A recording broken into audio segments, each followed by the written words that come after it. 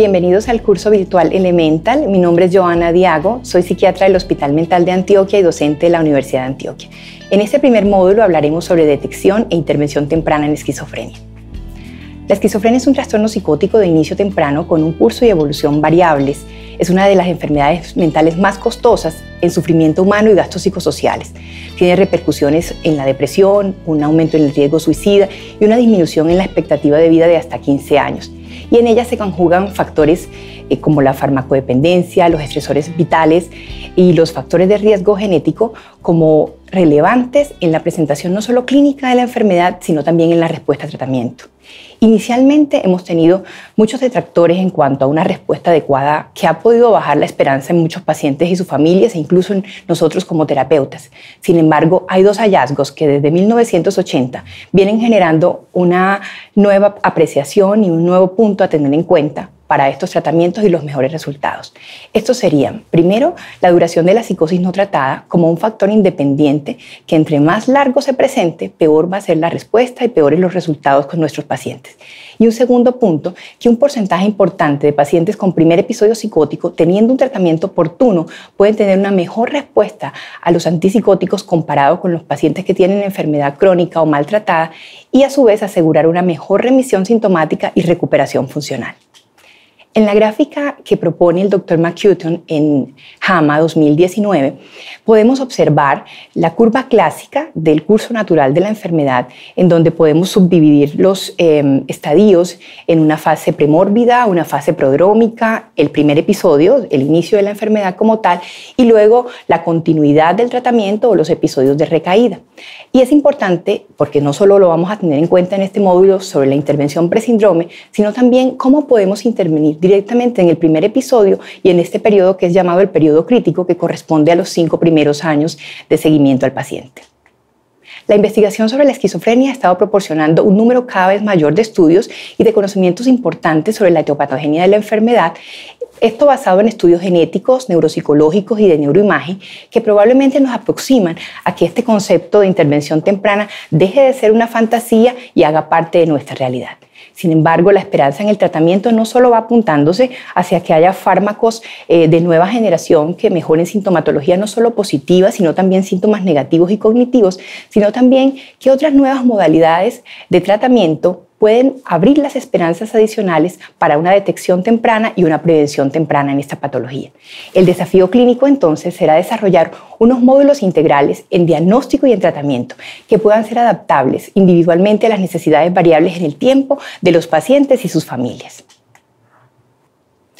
¿Es nuevo el concepto de detección temprana? La descripción de los síntomas que ocurren antes de la primera aparición de la recaída o del primer episodio psicótico se inició desde hace mucho tiempo. En 1861, el psiquiatra alemán Gressingham describió una etapa prodrómica que contenía una serie de síntomas melancólicos que precedían a la psicosis. Más adelante, Kraepelin habló de cambios menores en el ánimo que podían persistir semanas, meses o incluso años antes de la aparición del primer episodio. Los principales síntomas incluían síntomas anímicos como la irritabilidad, la apatía, trastorno del sueño y pérdida del interés por las actividades. Más adelante, Bleuler, alrededor de 1900, propuso un concepto sobre la esquizofrenia latente, que era una etapa premonitoria que más adelante fue replicada por Hafner y Mayer, y en donde se decía que este proceso era un proceso subyacente que podía detenerse en cualquier etapa del desarrollo. Estos síntomas de la esquizofrenia latente podían incluir irritabilidad, introversión y un comportamiento excéntrico. Más adelante, posterior a la Primera Guerra Mundial, hubo un periodo en el cual tuvo menos vitalidad en la producción de estas investigaciones. Sin embargo, Sullivan trató de buscar indicadores pronósticos tempranos, fiables, para la aproximación a la psicosis y buscó patrones que incluyeran la histeria, la neurastenia y reacciones obsesivo-compulsivas. Fue realmente Cameron, para 1938, quien se aproximó como al concepto de la duración de la psicosis no tratada. Él hizo estudios en fase prodrómica a través de estudios clínicos o por métodos clínicos en los cuales el 83% de las personas que seguía podían presentar deterioro funcional, aplanamiento afectivo, aislamiento social o la presencia de algo que se denominó en ese momento pensamientos extraños. Luego, en 1980, se dieron los primeros estudios retrospectivos que evaluaban las manifestaciones previas a la aparición de la psicosis, evaluando tanto signos como síntomas, y una primera parte, sobre todo el grupo alemán, investigó sobre experiencias subjetivas que correspondían a lo que llamamos como síntomas básicos, y más adelante el grupo del doctor Patrick McGorry y la doctora Alison Jung en Australia empezaron a hacer intervención temprana, generalizando estos estudios a lo largo del mundo para que luego grandes aportes a partir del grupo de Hafner, McGlashan, entre otros, hicieran un pie muy importante en la presentación de estos hallazgos. Me parece importante definir el pródromo, y como tal el pródromo es retrospectivo. La Real Academia de la Lengua lo define como el malestar que precede a la enfermedad, pero eso probablemente implica una situación inevitable en la presentación de la enfermedad, y realmente esto no es lo que vemos.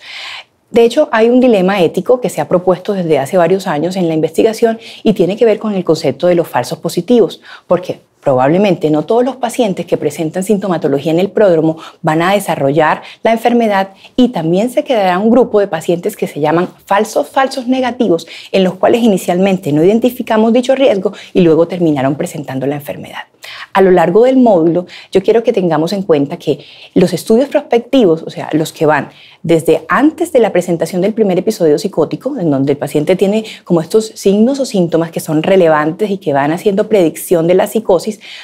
pueden usarse términos como los estados mentales de riesgo, los de ultra alto riesgo o la clínica de alto riesgo, o también el término de síndrome de riesgo de psicosis, para ejemplificar todos estos pacientes que están en riesgo de desarrollar el primer episodio psicótico o la psicosis sindrómica en un proceso de estudios hacia el corte prospectivo.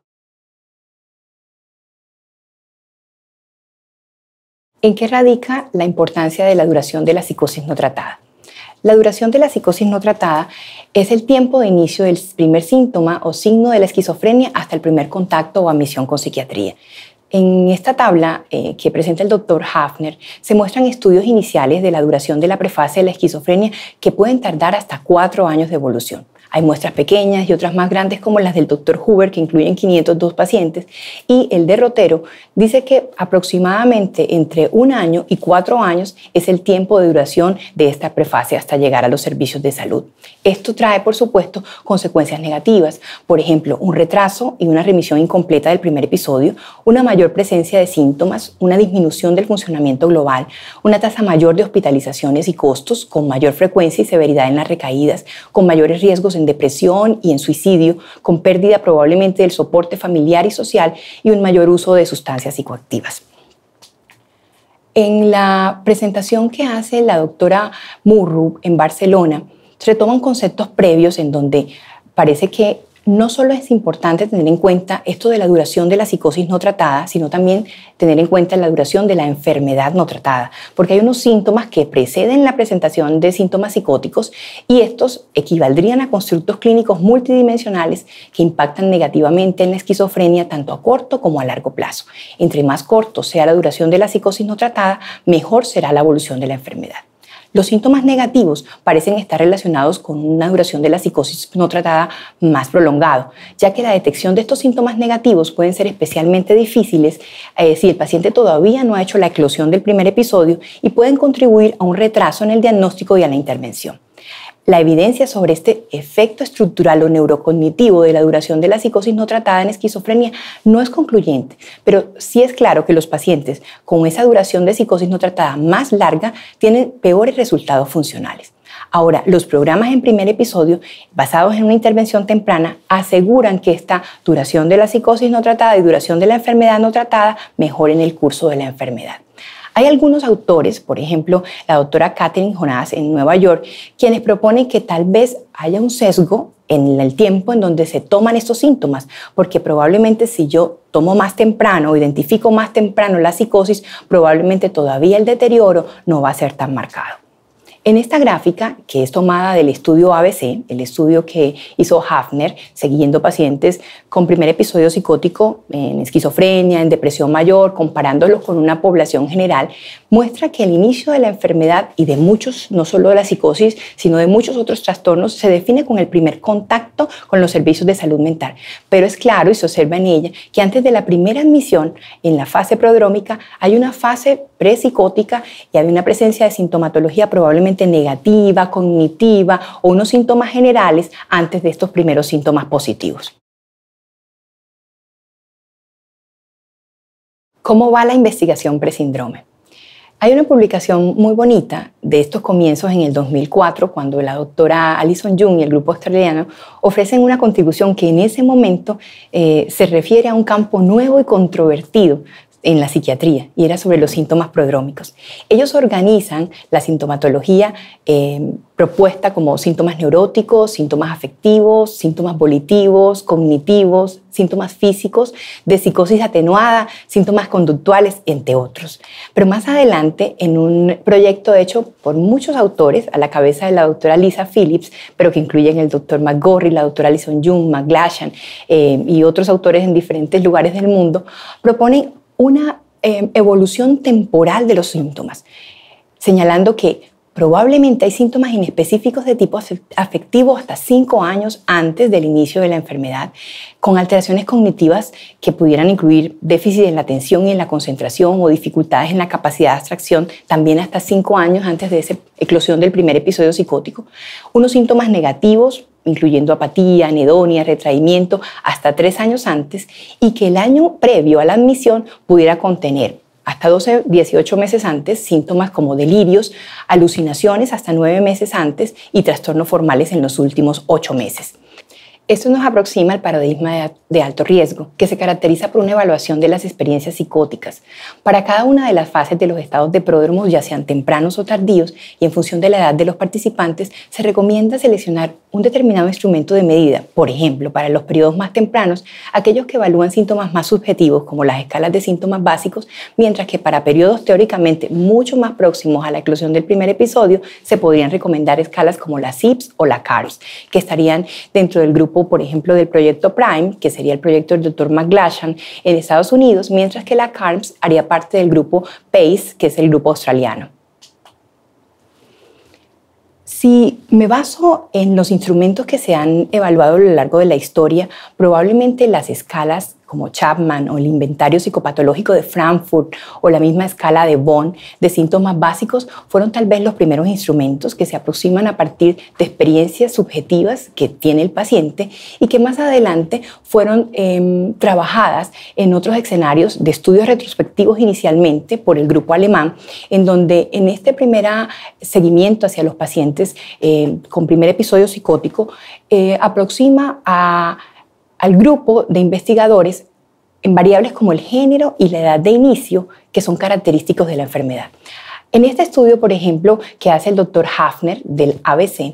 encontraron luego de llevar una muestra de 232 pacientes de primer episodio psicótico que tal vez el 6.5% de esa muestra solamente presentaba sintomatología positiva, mientras que un número mayor, hasta de un 20%, podía iniciar con sintomatología negativa. Y un gran global de 73% de los pacientes presentó no solo síntomas negativos, sino síntomas generales. La transición a psicosis en un año fue acerca del 68%. Y ellos utilizaron una entrevista que se llama Entrevista de la Evaluación Retrospectiva del Inicio de la Esquizofrenia, que son los IRAOS, y el Inventario del Reconocimiento Temprano, que se cataloga como ER-IRAOS.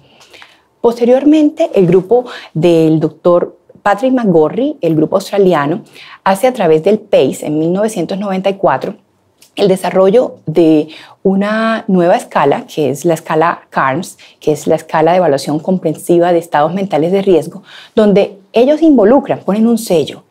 involucran el riesgo genético y el deterioro funcional en la presentación de estos pacientes. Y también uno de los aportes muy importantes que tuvo el grupo fue la creación de la Asociación Internacional de Psicosis Temprana, la cual ha abierto una serie de publicaciones, de investigación y también de guías que nos facilitan como el acercamiento hacia todos estos temas tan interesantes.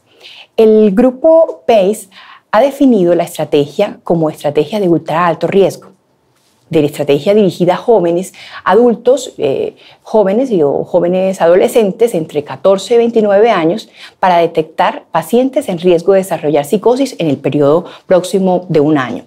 E identifican unos criterios de riesgo ultra alto para psicosis que estarían hacia 3 grupos de pacientes. El primero, en el que llamaré BLIPS, por las siglas pues en inglés, sobre síntomas psicóticos breves y limitados que resuelven espontáneamente. Un segundo grupo que serían los APS, síntomas psicóticos atenuados. Y un tercer grupo que estaría dado por el antecedente familiar de esquizofrenia o una psicosis o la presencia de personalidad esquizotípica con una disminución de las escalas de funcionamiento global en el último año. Estas estrategias de ultra alto riesgo que hace el grupo australiano en medio de su proyecto PAINS incluiría pacientes que tienen ideas de referencia o creencias extrañas, pensamientos mágicos, ideas grandiosas o experiencias perceptivas inusuales, a veces hasta un lenguaje desorganizado, pero con una conciencia de realidad. Los síntomas son severos porque suelen necesitar atención, pero el paciente no cumple criterios específicos de delirios como tal o de alucinaciones como tal. Ese sería el primer grupo, el de síntomas psicóticos atenuados. Para el grupo de los BLIPS se pueden incluir en él pacientes que hayan experimentado psicosis francas, por ejemplo, franco delirio, francas alucinaciones, trastornos graves del pensamiento en la forma, pero no duran más de una semana y estos se den espontáneamente. Y el tercer grupo, como ya había mencionado, un grupo que tiene un estado de riesgo, por ejemplo, con antecedentes familiares o lo de la personalidad premórbida y que esa disminución funcional ocurra en el último año. Cerrando esta primera estrategia, que es estrategia de ultra alto riesgo, podemos aproximarnos en el primer grupo de los pacientes con psicosis atenuadas entre un 48 a 95% de predicción de psicosis, los BLIPS menos del 40% y los pacientes con riesgo genético menos del 37%. Y esto tal vez es importante para tener en cuenta en el seguimiento de sus pacientes en los 6 meses a 12 meses siguientes. El grupo de Estados Unidos, a base del proyecto PRIME en la Universidad de Yale, en cabeza del Dr. McGlasher, desarrolla 2 estrategias importantes a partir de la clínica de alto riesgo. Una entrevista estructurada de síntomas prodrómicos, que es la que conocemos como SIPS, que incluye la escala de síntomas prodrómicos, que son los SOPS, y a partir de esto ellos modifican los criterios del grupo australiano y también dividen los pacientes en 3 grupos. Uno de alto riesgo clínico negativo, en donde estarían incluidos los adolescentes que tienen síntomas negativos atenuados, aislamiento social, abulia y con deterioro en el funcionamiento académico. Un segundo grupo que estaría dado por el clínica de alto riesgo positivo, que serían psicosis atenuadas o síntomas positivos atenuados. Y un tercer grupo que serían aquellos pacientes que presentan síntomas similares a la esquizofrenia, pero que todavía no alcanzan esos criterios. Entonces, si llevamos una secuencia, probablemente los pacientes pasarían de una clínica de alto riesgo negativo a una clínica de alto riesgo positivo, luego a unos síntomas similares o parecidos a la esquizofrenia, para luego entonces desarrollar la enfermedad como tal. Si nos ubicamos en la clínica de alto riesgo positivo, la tasa de conversión a psicosis se aproxima al 26%. Pero si ya estamos en la tercera etapa de los síntomas psicóticos similares a la esquizofrenia, tal vez la tasa de conversión es un poco más alta, alcanzando el 33%. En esta gráfica del Dr. Keshavan se mencionan todos estos criterios del grupo australiano y del grupo de Yale a base de sus escalas CARPS y COPS y están destinados a detectar los pacientes prodrómicos, pero probablemente no en estos primeros tiempos como los estados premórbidos o los estados tempranos de riesgo, sino más bien en los que se aproximan al año de la aparición del primer episodio psicótico. Hay otras propuestas, por ejemplo, hay un autor, el Dr. Rushman, quien propone que pudiéramos combinar los antecedentes del grupo de Hafner, el grupo alemán, con el grupo australiano y con el grupo estadounidense. Y entonces propone unos pródromos de inicio temprano, donde irían los síntomas básicos y los estados de rasgo, un estado prodrómico de inicio tardío que se aproxima como a la clínica de alto riesgo, con síntomas positivos atenuados o los síntomas BLIPS, los breves limitados, y un tercer grupo que sería dado por la psicosis temprana. Y en esto es importante que tengamos un concepto que incluso está actualizado por el Dr. John Kane, la doctora Nancy Andreasen, que dice el concepto de la psicosis como tal o la transición a la psicosis se da cuando la persistencia de los síntomas psicóticos lleva más de una semana. Ahora, estudios modernos que invitan a hacer investigación prospectiva, por ejemplo, con el grupo noruego y en Dinamarca, que hacen intervención y detección temprana, han tomado muestras grandes de pacientes, de más de 200 sujetos, y en los TIPS, por ejemplo, que es un estudio de intervención temprana en la península escandinava, proponen seguimiento a 2 grupos de pacientes. Unos que van encaminados hacia la detección temprana y la concientización. En estos, el equipo seguía a los pacientes, a sus familias, a sus amigos, tenían el teléfono de ellos para hacer contactos a los pacientes, y hubo otro grupo que tuvo un programa habitual de salud mental.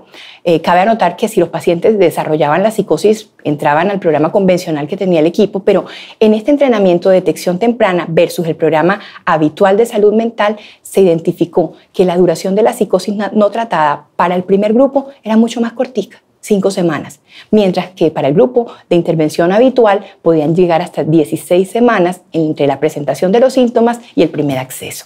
De este grupo entonces derivó un estudio muy interesante que es sobre la recuperación del primer episodio psicótico, porque entonces hablamos de otro concepto que se refiere a la adherencia como un factor pronóstico interesante e importante en los resultados para estos pacientes, y se dividieron como los grupos entre una parte que hizo un estudio demostrativo que logró evidenciar una mejoría funcional, que fue el RACE Connection, pero en el RACE Navigate, en 2008, se hace luego de 4 núcleos de intervención: 1, tratamiento farmacológico; 2, intervenciones individuales; 3, intervenciones a familia; y 4, apoyo al empleo, un seguimiento de 404 individuos, en donde 223 que actuaron como la muestra de pacientes en primer episodio mejoraron su calidad de vida. Se encontraron unas mejores respuestas en la escala de PANSS total y en las escalas de depresión. Estos pacientes continuaron mayor tiempo con el tratamiento y recibieron un mayor número de servicios, porque recuerden que tenemos algunas dificultades en la adherencia en primer episodio. Por ejemplo, que el paciente se siente muy bien y ya no cree necesitar el tratamiento. 2, que los pacientes creen que tal vez eso no va a volver a repetir, o que el estigma de esta enfermedad o de tener una enfermedad mental pesa mucho en el desarrollo de los jóvenes, o tal vez el efecto secundario de algunos medicamentos antipsicóticos que va generando como las dificultades en la adherencia al tratamiento. Hay una propuesta muy interesante más adelante, ya hacia 2008, por ejemplo, cuando el estudio longitudinal de pródromos en América del Norte, que se ha abreviado como el NAPLS, acogió una serie de 291 pacientes, proponiendo que habían unos criterios que tal vez podrían tener mayor peso individualmente, como esto de tener antecedentes familiares con una disminución del funcionamiento global, el tener algunos pensamientos inusuales, contenidos inusuales del pensamiento, la mayor suspicacia o paranoia, el déficit social y el trastorno por uso de sustancias. Y más adelante hay otras propuestas de seguimiento porque ampliaron las muestras. Entonces en Europa se hizo el estudio EPOS, Estudio Europeo de Predicción de Psicosis, y en el Reino Unido se hizo el estudio EDI. Ha estado siguiéndose un grupo de pacientes a través de otros escenarios como el EPIC y el OASIS, que han mostrado una caracterización hacia una fenomenología de los estados mentales de riesgo, intentando crear algoritmos que puedan ayudarnos hacia esto. Todavía hay dificultades en cuanto a la validez predictiva de estos conceptos, y tal vez es por eso que ellos no han podido alcanzar un lugar en los manuales de clasificación actual. Y aunque la propuesta del síndrome de psicosis atenuada fue hecha hacia el DSM-5, este concepto desafortunadamente pues no pudo tener su validez y quedó en una parte clasificatorio en el anexo 3. Ya habían otros intentos antes en proponer los síntomas prodrómicos como un síndrome prodrómico por allá en el DSM-3, pero luego fue retirado hacia el DSM-4. Si hago un resumen como de todas estas cosas que les estoy contando, tal vez algunas propuestas de transición a psicosis van con muy bajita posibilidad, hasta un 7%. Y hay una tabla que pueden encontrar en el PDF interactivo, en donde algunos estudios, por ejemplo, llegan a transición de psicosis hasta el 70%, pero realmente el promedio de la tasa de conversión a psicosis dentro de los próximos 2 años está alrededor del 30%. Dicen como los que publican entre un 25 a 40%. Son prometedores los estudios de biomarcadores. Antes de responder esta pregunta, yo quisiera introducirlos a un segundo paradigma, y es el paradigma de alto riesgo genético. Tratar de evaluar los rasgos de esquizotipia y los síntomas psicotiformes, así como otros posibles marcadores, por ejemplo, bioquímicos, cerebrales, neurofisiológicos, comportamentales, motrices, psicológicos, nos invita como a chequear al paciente desde antes. Y probablemente vamos a tener que seguir a estos participantes desde síntomas más distales al posible debut del cuadro clínico y seguirlos de manera longitudinal. En cuanto a factores del neurodesarrollo en esquizofrenia, algunos niños que más tarde desarrollaron la enfermedad probablemente tuvieron alteraciones tempranas en las habilidades motoras y luego en el curso de la educación y sus desafíos sociales, algunos detrimentos que los hacían diferentes a otros muchachos. Y probablemente entonces hay dos etapas vulnerables en el desarrollo neurológico que son las más importantes en la prevención de esta enfermedad. Uno, el periodo prenatal, perinatal, y un segundo punto que sería la adolescencia.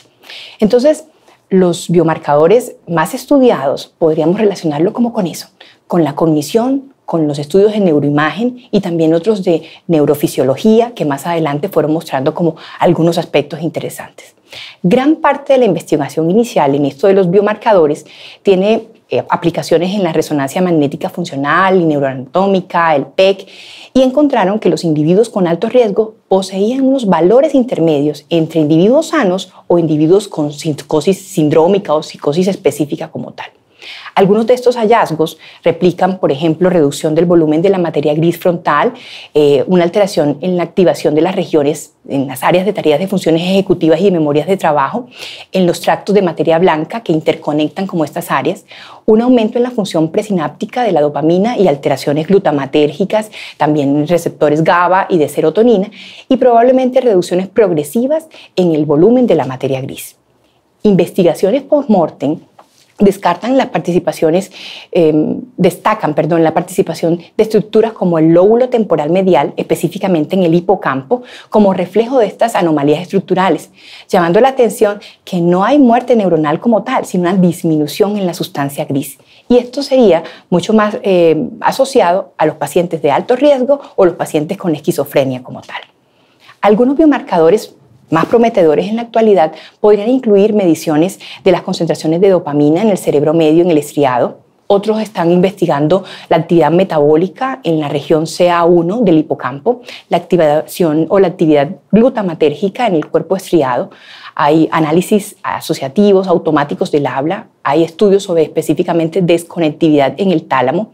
Hay algunas investigaciones en los usos del sueño, del cortisol salivar y de marcadores o miomarcadores sanguíneos, tales como el estrés oxidativo, los factores inflamatorios y algunos factores inmunitarios. Ahora, la madurez neuroanatómica también implica un reto importante para estas nuevas propuestas de biomarcadores. Desafortunadamente, la capacidad de estas medidas en este momento para predecir los individuos de alto riesgo que progresan a psicosis no es lo suficientemente confiable para que la podamos aplicar clínicamente. Pero todas estas investigaciones, aunadas al siguiente punto que tiene que ver con las teorías fisiopatológicas, probablemente nos van a dar muchísimas guías, no solo en aspectos etiopatogénicos, sino también en aspectos que serían muy relevantes en el tratamiento, en la intervención hacia una variedad de síntomas, no solamente la sintomatología positiva, sino también la sintomatología negativa y los síntomas cognitivos.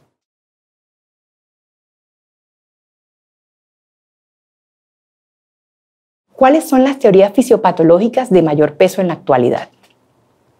Actualmente existen 3 teorías viables con diversas variaciones y muchas áreas de superposición que podrían guiar como la investigación sobre el desarrollo de estos biomarcadores y de estas terapias para la detección temprana y la intervención preventiva en la esquizofrenia. La primera teoría es la teoría clásica, la teoría dopaminérgica. La segunda teoría invita a hablar sobre el glutamato y el GABA y cómo esta hipofunción glutamatérgica se interconecta con las vías de dopamina para la presentación no solamente de síntomas positivos, sino negativos y cognitivos, que en esto tal vez la teoría dopaminérgica se queda corta. Cada una de ellas, incluso basadas en modelos experimentales de uso de sustancias, por ejemplo, medicamentos que actúan sobre la función o la hiperdopaminergia mesolímbica, podrían simular síntomas positivos en la enfermedad, pero no sintomatología negativa, hablando de la teoría de dopamina, con la cual nos quedamos corta para la explicación de todos los síntomas, pero muchas investigaciones en el momento sobre glutamato y GABA probablemente se acercan de una manera más clara hacia esta sintomatología. Una tercera teoría o modelo invita a hablar sobre la poda sináptica y las teorías inmunológicas, y entonces cómo el complemento, cómo algunas de estas vías inmunológicas sobre factores inflamatorios que invitan a pensar en una fagocitosis de estas células de la glía podrían generar el concepto que se ha trabajado antes de la poda sináptica y que coincide específicamente con los tiempos en los cuales nuestros jóvenes presentan estos primeros episodios de psicosis. Yo creo que, al igual que en los modelos fisiopatológicos para otras enfermedades en salud mental, un modelo unificado donde podamos combinar estas teorías nos aproxima hacia tener mayor conocimiento y mayores explicaciones en estas situaciones de la presentación sintomática de la enfermedad.